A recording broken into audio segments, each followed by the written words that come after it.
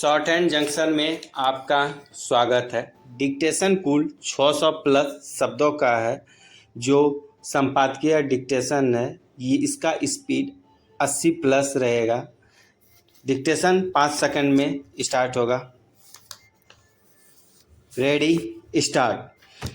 समलैंगिक विवाह को लेकर दायर याचिकाओं पर सुप्रीम कोर्ट में सुनवाई शुरू होने के साथ ही यह मुद्दा फिर सुर्खियों में है। लोग इसके पक्ष और विपक्ष में अपने अपने तर्क रख रहे हैं। देखा जाए तो किसी भी देश में समलैंगिक विवाह को बहुत आसानी से मान्यता नहीं मिली है। अमेरिका और यूरोप के कुछ देशों में इसने स्वीकृति जरूर हासिल की, लेकिन इसके लिए इसे कई तरह के संघर्षों से जूझना पड़ा। कमोबेश हर जगह ऐसी शादियों को संस्कृति से जोड़ने की कोशिश की गई। बताया गया कि इससे सामाजिक ढांचे पर दुष्प्रभाव पड़ेगा। अपना देश भी इसका अपवाद नहीं है। हमने भी अपनी सामाजिक धारणाएं बनाई हुई हैं, जिसके तहत कुछ चीज़ों को गलत और कुछ को सही मानते आए हैं, भले वे तर्क की कसौटी पर खरी ना उतर रही हो। विराम चेंज। जब सर्वोच्च न्यायालय धारा 377 की कानूनी वैधता पर सुनवाई कर रहा था, तब आम धारणा यही थी कि समलैंगिक यौन संबंध अनैतिक और गलत है। तब भी इसके समाज पर पड़ने वाले दुष्प्रभावों की दुहाई दी जा रही थी, मगर 2018 के उस फैसले ने अब समाज को समलैंगिकों को लेकर कुछ हद तक मानवीय बना दिया है। तो जब हमने समलैंगिकों को अपने समाज का हिस्सा मान लिया है, तो उनके विवाह से ऐतराज कैसा? एक तर्क यह भी दिया जा रहा है कि अपने देश में शादी वंश वृद्धि का सामाजिक रूप से स्वीकृत एक माध्यम है और समलैंगिक विवाह इस कसौटी पर खरे नहीं उतर सकेंगे। मगर यह भी कोई बड़ा मसला नहीं है।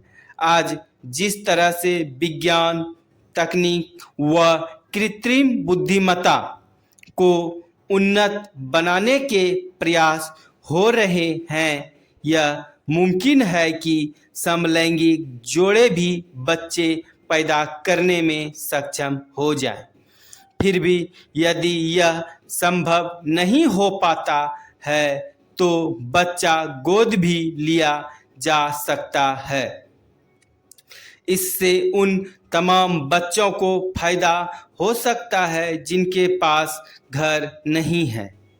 उत्तराधिकार के मसले का भी इसी तरह से समाधान निकाला जा सकता है। जाहिर है, मानवाधिकार एक बड़ा पहलू है। इसी नज़र से हमें समलैंगिक विवाह को देखना चाहिए।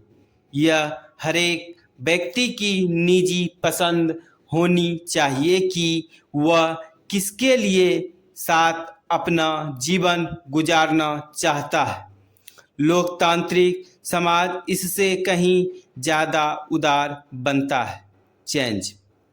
ऐसे में हमारे लिए यह सोचना कहीं ज़्यादा बेहतर होगा कि जो व्यक्ति समलैंगिक विवाह के पक्षधर हैं या इसे अपनाना चाहते हैं, उनको किस तरह से समाज स्वीकार करे।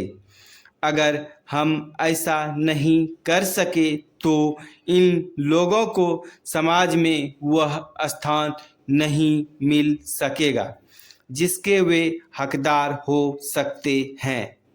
जिन देशों में इस तरह की शादी को मान्यता मिली हुई है वहाँ भी कानूनी और सामाजिक पहल ही कारगर साबित हुई। संभव है कि अभी अपने देश में भी इसका विरोध हो, लेकिन एक समय के बाद हम इसे शायद स्वीकार कर पाएंगे। LGBTQI समाज के लोगों को मिल रही सामाजिक मान्यता इसका उदाहरण है।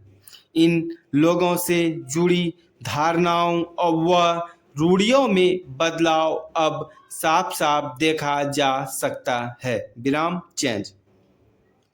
समलैंगिक विवाह को लेकर कोई विशेष अध्ययन अब तक नहीं हुआ है, शायद एक भी नहीं, लेकिन LGBTQI समाज के लिए कुछ चीज़ें करने की कोशिशें जरूर की गई हैं। अब इस समाज के बच्चों को छात्रवृत्ति दी जाने लगी है। हालांकि स्कूल के स्तर पर ऐसे बच्चों का खुलकर बाहर आना और सुविधाओं का लाभ उठाना अब भी उतना आसान नहीं है। लिहाजा जिस तरह से वंचित बच्चों को हमने अपनाया है उसी तरह का माहौल इन बच्चों को भी देना होगा। तभी विवाह की उम्र तक आते आते इनमें समझ पैदा होगी और समाज में इनको स्वीकार करने की प्रवृत्ति बढ़ेगी।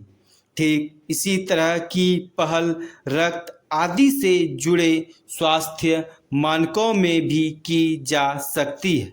मसलन हमें अभी तो पता है कि महिला और पुरुष के स्वास्थ्य मानक क्या क्या होते हैं। इसमें यदि हम समलैंगिकों को भी शामिल कर लें तो समाज ऐसे रिश्तों को कहीं आसानी से समझ सकेगा।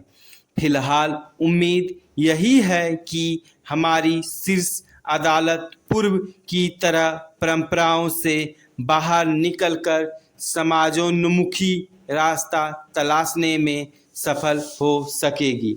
स्टॉप। डिक्टेशन में कुछ शब्द नए आए होंगे जैसे समाजोन्मुखी, समलैंगिक, दुष्प्रभाव, अनैतिक, बुद्धिमत्ता जैसे शब्द आएंगे। इसका फिर से आउटलाइन बनाएं और डिक्टेशन को पुनः लिखें। धन्यवाद।